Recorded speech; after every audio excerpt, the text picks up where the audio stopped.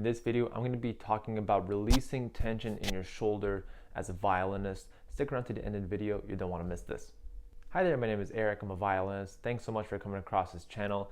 I do violin how-to tutorials, violin tips, and other videos on the channel. If you haven't done so already, please make sure to hit the subscribe button, hit the bell notifications.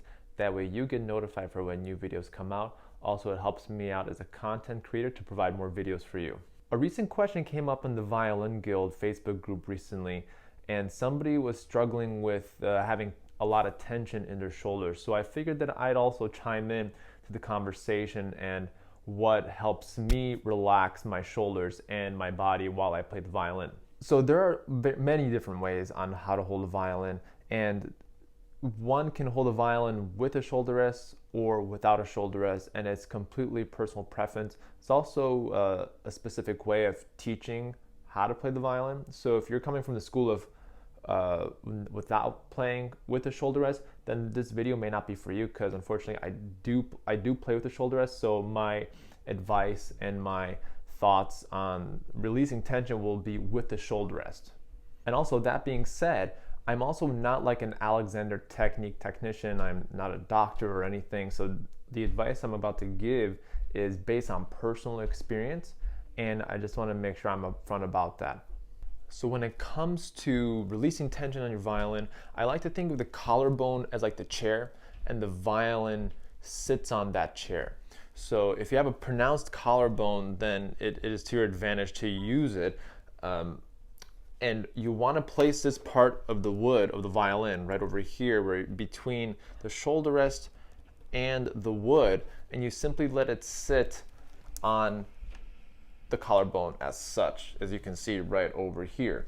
And I like to think of the violin and the shoulder rest as kind of like a body, like a person, where the violin, this is the bottom of the violin, and the shoulder rest acts as like the legs of our body, and the chest and the collarbone is kind of like our chair, and the chest is kind of like the ground where we place our feet. So that's how I like to envision that, and that's also another way of me explaining how to hold an instrument to a very young child, particularly beginners. But that is the basic ideal setup, where you have this portion, again, this portion of the violin. And if you're struggling, you could always adjust the shoulder rest to put the shoulder rest more into the violin, or if you're comfortable with putting the shoulder rest a little bit closer to the edge of the instrument. I like to keep mine a little bit more inside the violin, so that way I get that maximum surface area from the wood of the violin on my body. I like having that connection. I like having that feeling and that closeness while I'm playing my instrument. And an exercise is just a typical exercise. See if you can use the natural weight of your head on the chin rest, so that way you can let the violin kind of sit up this way. And I want you to be mindful of not squeezing or pressing down into the chin rest, because that'll create a lot of tension in the neck. Which brings me to my point of relaxing and not having too much tension in your shoulders. Like I said, I'm not an Alexander technician. I have a bunch of Alexander technique friends who've kind of guided me and showed me how to stand and how to sit.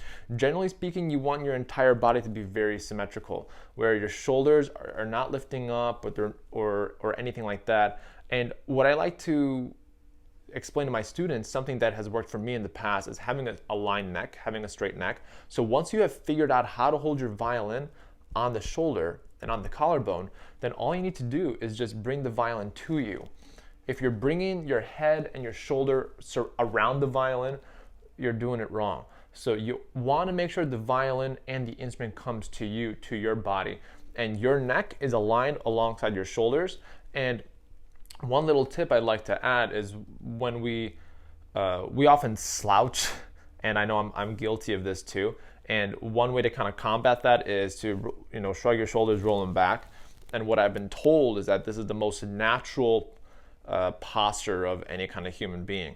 So once you kind of practice that, you shrug your shoulders, roll your shoulders back, and then you bring the violin to you. And it should be that simple. If you're adjusting too much, make sure that the violin and the instrument comes to you. Do your best to keep a nice solid posture really aligned neck as much as possible, of course, and relax, breathe, all the basic stuff that your teacher's been telling you. I hope this helps for anyone who's been struggling with shoulder problems, and I can dive in to other sorts of shoulder issues if somebody wants to, or somebody requests. If you have that request, leave a comment in the comment section below. I'd love to hear your thoughts. Question of the day: what are some of your shoulder problems? Is it a result of the shoulder rest? Is it a result of holding the violin on the shoulder? I want to know your thoughts, so please leave your comments down below. I want to get that conversation going. I hope you enjoyed this video. If you liked the video, please make sure to hit the like button. Also be sure to hit the subscribe button, hit the bell notifications. That way you get notified for when new videos come out with any kind of violin how-to tutorials. And it also helps me out as a content creator to provide more videos for you. Thanks again, and I'll see you in the next video.